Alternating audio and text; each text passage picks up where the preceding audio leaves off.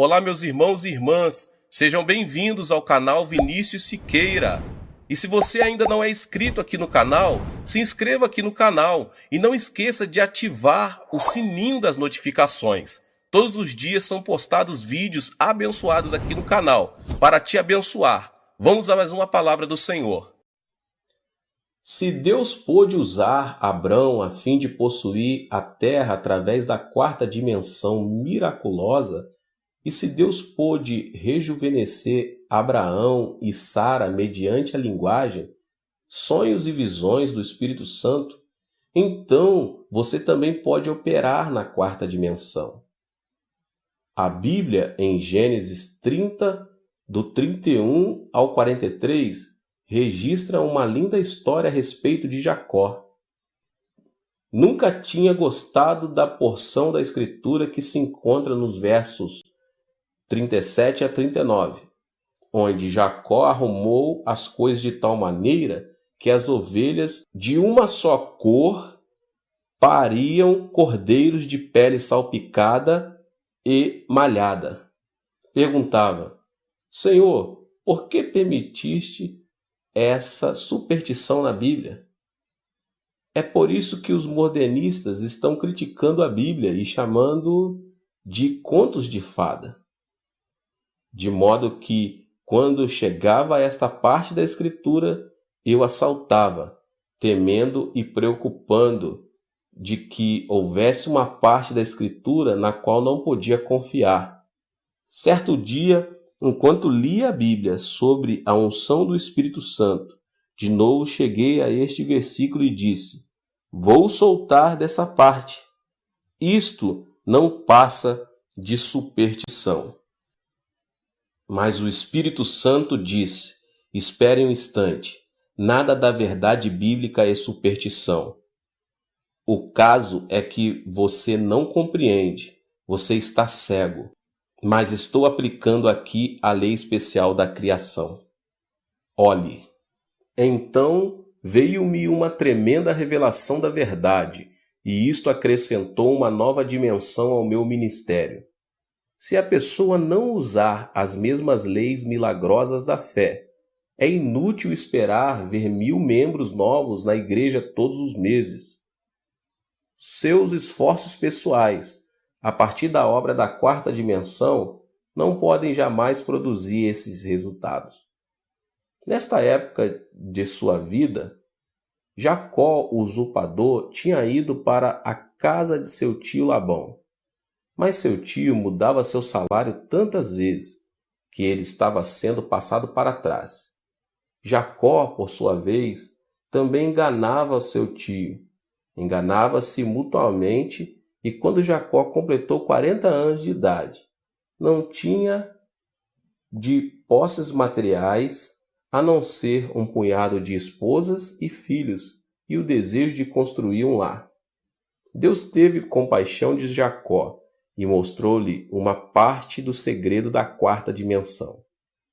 Depois de receber esta revelação do Senhor, Jacó achegou-se a seu tio dizendo: Tio, trabalhei para o Senhor com esta condição.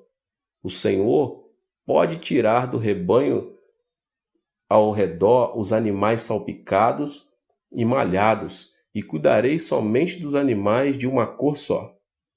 E se de alguma forma esses animais parirem filhotes salpicados e malhados, então estes serão meu salário. O tio de Jacó quase deu um pulo. Pensou consigo mesmo: agora este camarada está enganando a si mesmo. Esses animais de uma só cor têm pequeníssima chance de parir filhotes salpicados e malhados. Agora posso ter seu serviço sem pagar-lhe o salário. De modo que o tio de Jacó lhe disse: sim, isso é maravilhoso. Farei esse contrato com você. Tirou, pois, Labão todos os animais salpicados e malhados e os levou a uma grande distância, deixando Jacó somente com os animais de cores firmes. Jacó foi às colinas, cortou varas de álamo, de aveleira e de plátano, e lhes removeu a casca em riscas abertas. Então fez ele uma cerca destas varas salpicadas e malhadas, e as colocou em frente do bebedouro, nos canais de água onde os animais vinham beber as águas, aonde eles vinham para se acasalar e conceberem quando vinham a beber água. Ali ficava Jacó dia após dia observando os animais em frente daquelas varas salpicadas e malhava. A Bíblia diz que logo depois que os animais davam crias listadas, salpicadas e malhadas, Deus criou uma visão e um sonho na mente de Jacó. Antes, seu subconsciente havia estado cheio de pobreza, fraquezas e trapaças, de modo que sua luta foi muito difícil e suas recompensas eram poucas. Mas Deus mudou a imaginação de Jacó, seu subconsciente, usando esta parede de varas malhadas e salpicadas como material, a fim de ajudá-lo a visualizar e sonhar. Jacó olhou tanto para aquela parede que sua mente se encheu da visão. Dormia e sonhava com as ovelhas dando crias malhadas e salpicadas. No capítulo seguinte, lemos que as ovelhas deram crias malhadas e salpicadas. A imaginação do homem tem um grande papel na quarta dimensão. Os animais não podiam ter imaginação no sentido em que a possuímos, porque a imaginação é obra do espírito do homem.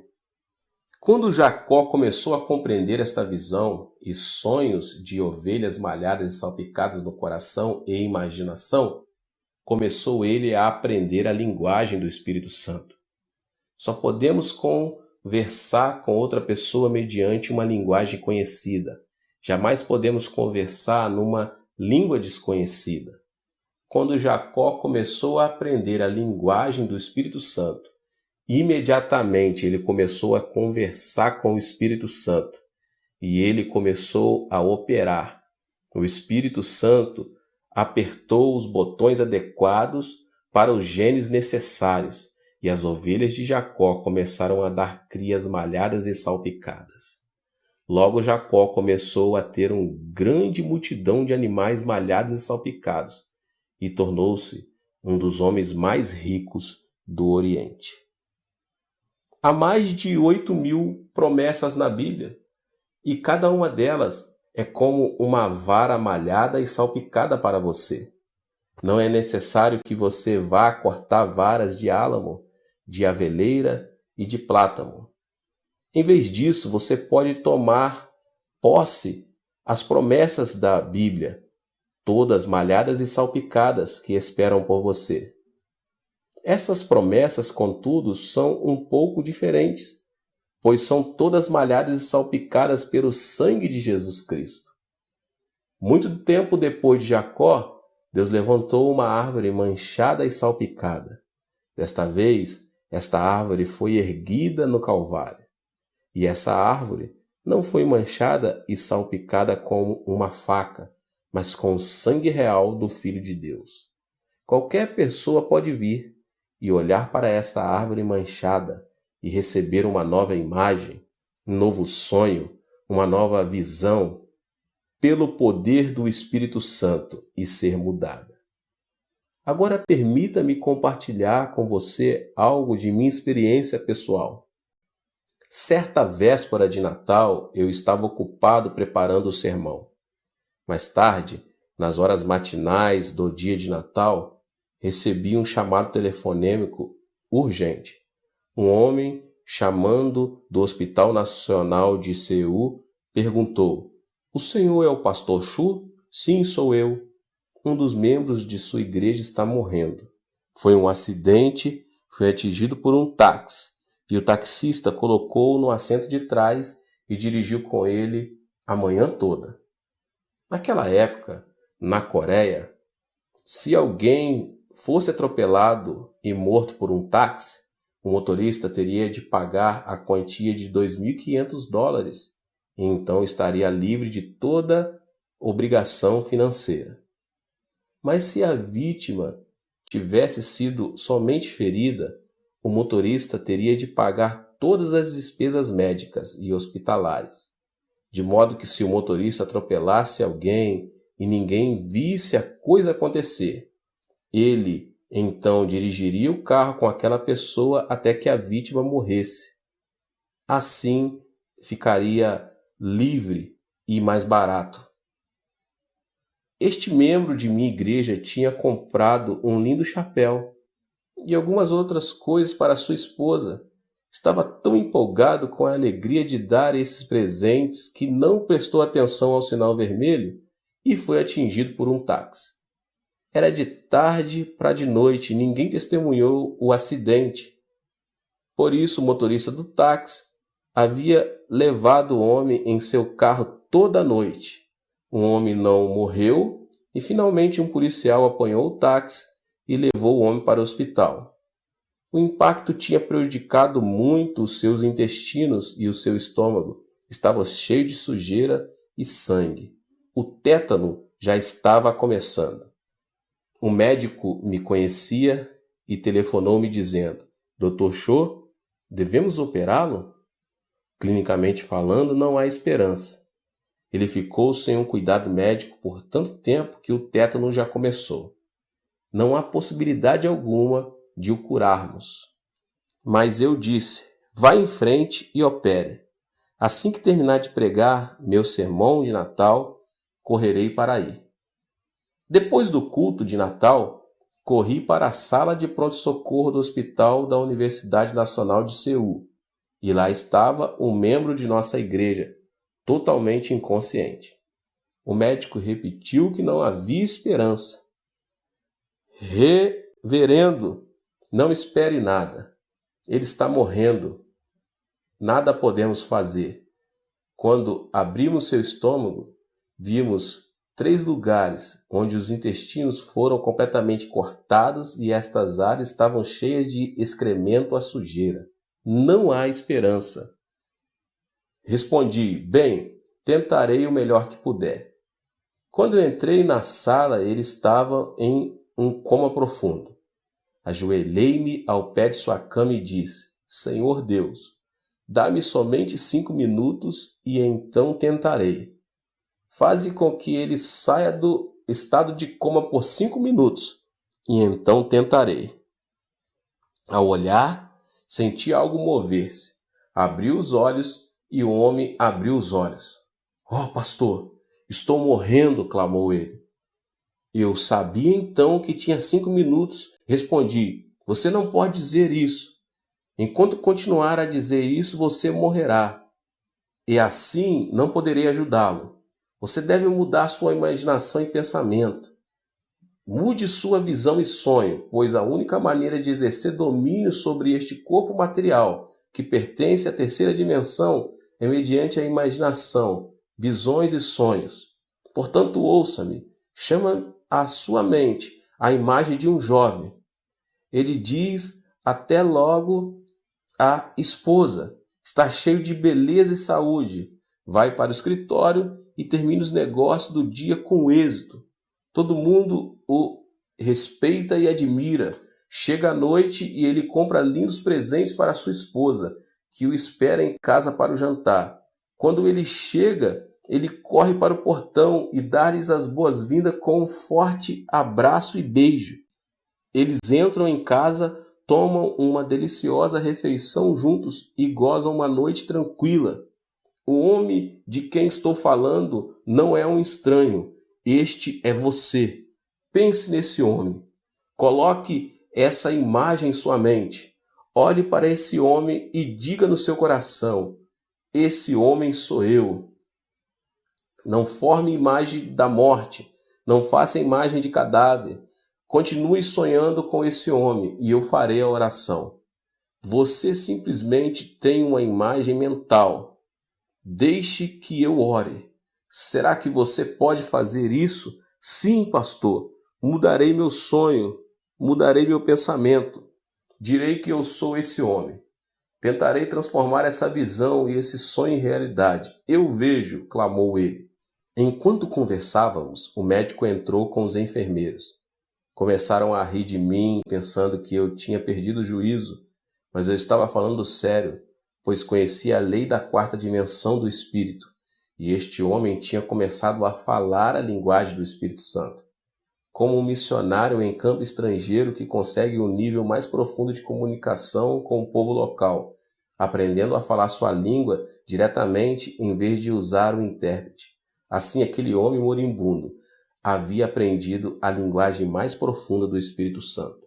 Ajoelhei-me e, segurando sua cama, orei. Querido Espírito Santo, agora ele fala a tua língua.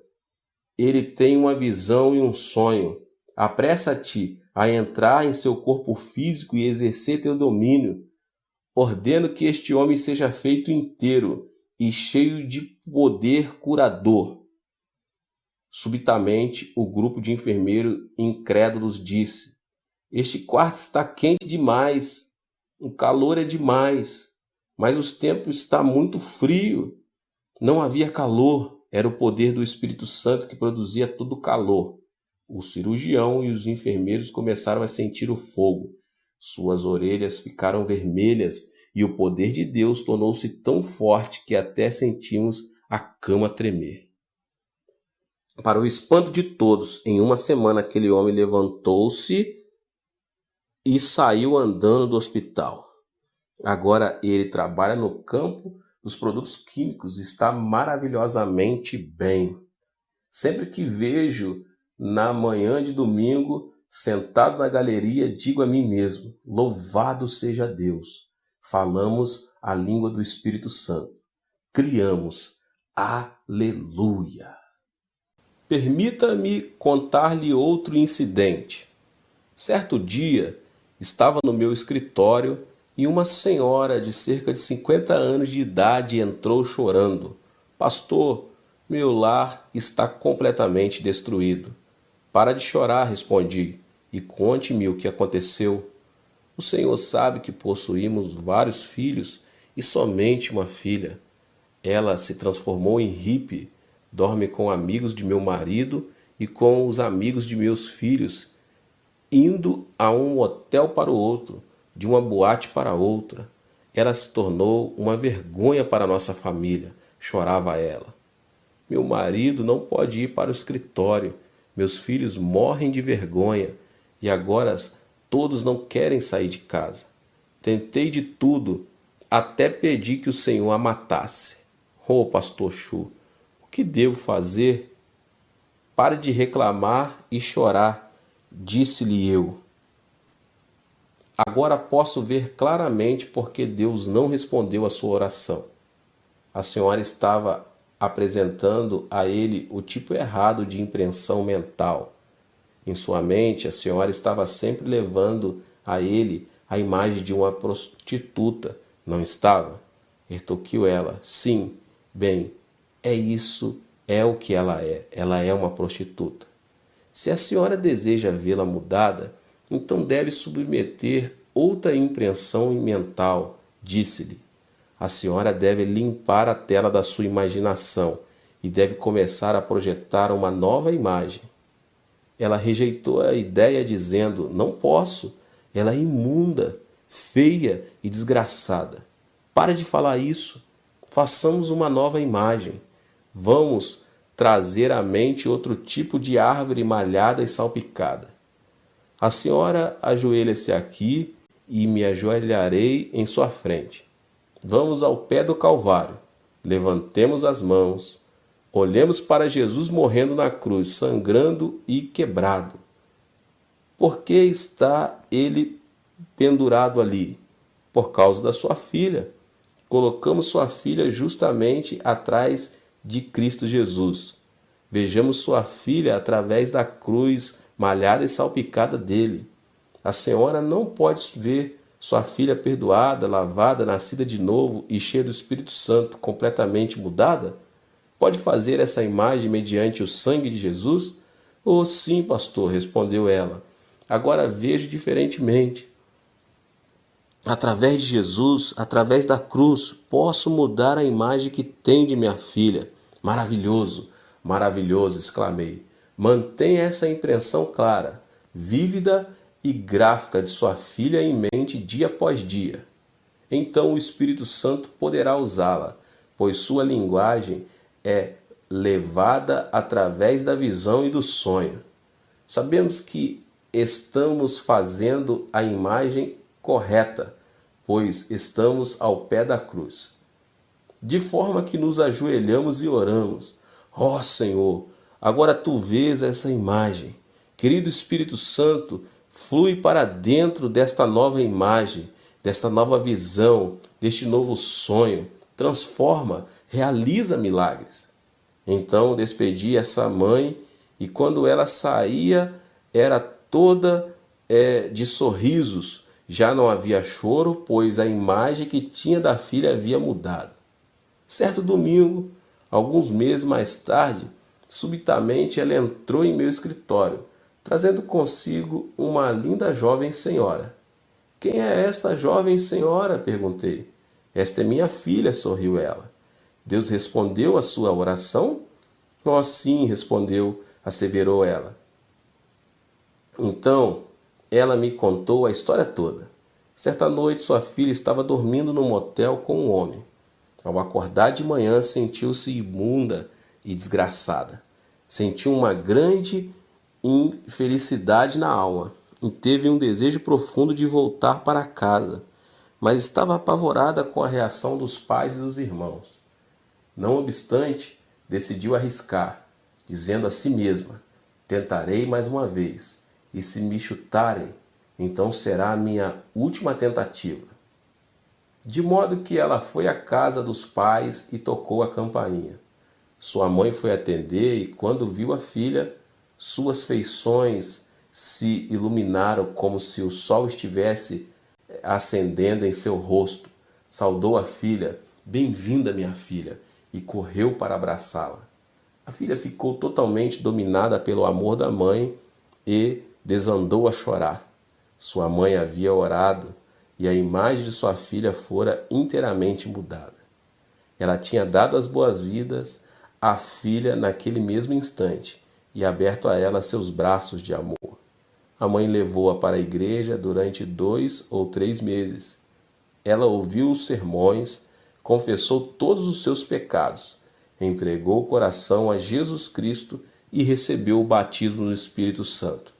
Ela se tornou uma criatura absolutamente nova em Cristo e, com o tempo, encontrou um marido maravilhoso. Esta filha agora tem 3 filhos e é uma das líderes da unidade celular mais importante dos lares da minha igreja. É uma evangelista ardorosa. Isso muito aconteceu porque sua mãe mudou a visão e o sonho, aplicando a lei da 4ª dimensão. Por toda a Escritura, Deus sempre fez uso desta lei da 4ª dimensão. Veja José. Antes de ser vendido como escravo, Deus já havia imprimido em seu coração imagens da 4ª dimensão. Através de vários sonhos, Deus deu ao coração de José uma visão clara.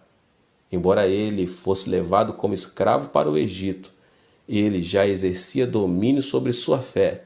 Mais tarde tornou-se primeiro-ministro. Olhe para Moisés. Antes de construir o tabernáculo, ele foi chamado para o Monte Sinai. Lá permaneceu por 40 dias e 40 noites, e foi-lhe dada uma imagem mental do tabernáculo. Exatamente como ele viu na visão e sonho, ele o construiu. Deus deu visões a Isaías, Jeremias, Ezequiel e Daniel. Todos eles importantes servos do Senhor. Deus os chamou à 4ª dimensão e ensinou-lhes a linguagem do Espírito Santo. Então eles fizeram a oração da fé. Isso também foi verdade com referência ao apóstolo Pedro. Seu nome original era Simão, que significa cana. Quando Pedro veio, trazido por André, Jesus olhou em seus olhos e sorriu. Sim, você é Simão, você é uma cana. Sua personalidade é tão dobrável, tão mutável. No momento você está com raiva e no outro você sorri. Às vezes você se abriga e outras vezes você mostra inteligente por C. Você é realmente uma cana, mas vou chamar-lhe rocha. Simão, uma cana, está morto para o mundo, e Pedro, a rocha, está vivo. Pedro era pescador e conhecia as qualidades fortes e estáveis de uma rocha. Em sua imaginação, imediatamente começou a ver a si mesmo como uma rocha. Ele observava as ondas lavadas pelo vento do mar da Galileia baterem contra a rocha, engolpeando-a em espumas, e a rocha parecia ter sido vencida. Mas no instante seguinte ele via toda a água quebrando contra a rocha, deslizando-se dela, e a rocha ainda permanecia. Pedro dizia vez após vez: sou eu como uma rocha? Sou? Sim, sou como uma rocha. Deus mudou o nome de Jacó para Israel, que significa o príncipe de Deus. Ele era um trapaceiro e suplantador, mas foi chamado de príncipe. Foi depois disto que ele mudou. Os não crentes do mundo, todos estão envolvidos em meditação transcendental e meditação budista. Na meditação, pede-se que a pessoa tenha uma visão e um objetivo claro. No Soka Gakkai, constrói uma imagem de prosperidade, repetindo frases vez após vez, tentando desenvolver a quarta dimensão espiritual do homem. E essas pessoas estão criando algo. Embora o cristianismo tenha chegado ao Japão há mais de 100 anos, conta com somente 0,5% da população. E o Soka Gakkai possui milhões de seguidores. Soka Gakkai tem aplicado a lei da quarta dimensão e tem realizado milagres. Mas no cristianismo só há falatórios sobre teologia e fé. As pessoas são criadas à imagem de Deus. Deus é um Deus de milagres. Seus filhos, portanto, nascem com o desejo de ver milagres realizados.